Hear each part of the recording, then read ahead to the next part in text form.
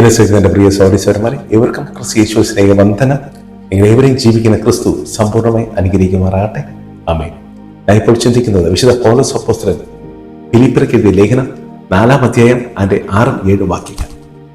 ഒന്നിനെക്കുറിച്ചും വിചാരപ്പെടരുത്, എല്ലാ സാഹചര്യങ്ങളിലും പ്രാർത്ഥനയാലും അപേക്ഷയാലും നന്ദിയോടെ നമ്മുടെ അപേക്ഷകളൊക്കെ കർത്താവിനെ അറിയിക്കുക അത്ര വേണ്ടത്.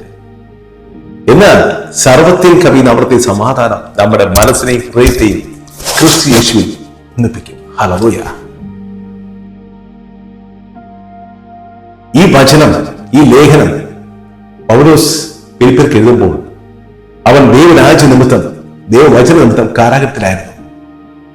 എന്നാൽ കാരാഗ്രഹത്തിനോ അധികാരികൾക്കോ പീഡിതർക്കോ ദൈവത്തിലുള്ള അവന്റെ സന്തോഷത്തെ എടുത്തു കളയാൻ, നശിപ്പിച്ചു കളയാൻ സാധിച്ചില്ല.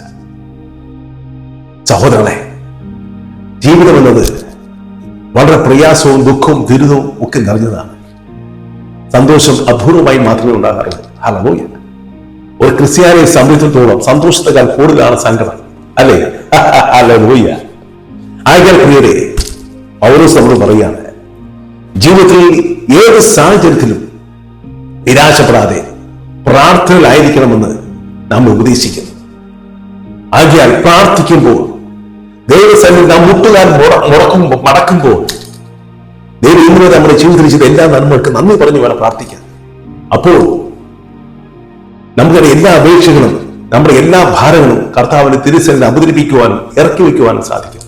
അങ്ങനെ നാം സ്വതന്ത്രരായിത്തീരും. ഒരപ്പനോട് മകൻ തന്റെ കാര്യങ്ങളൊക്കെ, ആവശ്യങ്ങളൊക്കെ പറയുന്നത് പോലെ, ഉത്കണ്ഠകൾ പറയുന്നത് പോലെ നമുക്ക് പറഞ്ഞ കർത്താവിനെ മനസ്സിലാക്കിപ്പിക്കാൻ സാധിക്കും.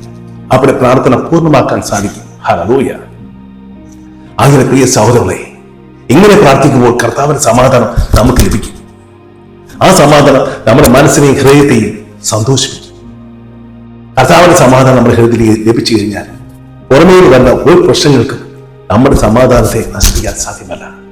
എന്തെന്നാൽ അത് ദൈവത്തിന്റെ സമാധാനമാണ്, അത് അമൂല്യമാണ്. അങ്ങനെ അത് ലഭിക്കുമ്പോൾ അത് നശിച്ചു പോവാതെ അത് സൂക്ഷിക്കേണ്ടത് നാം ഓരോരുത്തരുടെയും കർത്തവ്യമാണ്, കടമയാണ്. ഹല്ലേലൂയ. അയ്യ പ്രിയരെ, കണ്ണടയ്ക്കാം. ഈ നല്ല വചനം നൽകിയ ദൈവത്തെ നന്ദി പറഞ്ഞ് പ്രാർത്ഥിക്കാം. കർത്താവേ, പൗലോസ് ഉപദേശിച്ചതുപോലെ എല്ലാ സാഹചര്യങ്ങളിലും ജീവിതം എന്ത് പ്രശ്നമുണ്ടായാലും കർത്താവേ, നിരാശപ്പെടാതെ പ്രയാസപ്പെടാതെ പ്രാർത്ഥിക്കുവാൻ ഞങ്ങളെ സഹായിക്കണമേ. അതിലൂടെ അവർക്ക് സമാധാനം പ്രാപിക്കുവാനും അത് ഞങ്ങളുടെ ഹൃദയങ്ങളെയും മനസ്സിനെ സന്തോഷിപ്പിക്കാനും ഇടവരുത്തുവാൻ തക്ക വിധം അവിടുത്തെ ആത്മാവിനെ ഞങ്ങളെ അയച്ച് ഞങ്ങളെ ശക്തിപ്പെടുത്തണമേ. പ്രാർത്ഥനയുടെ കൃപയായ കർത്താവേ,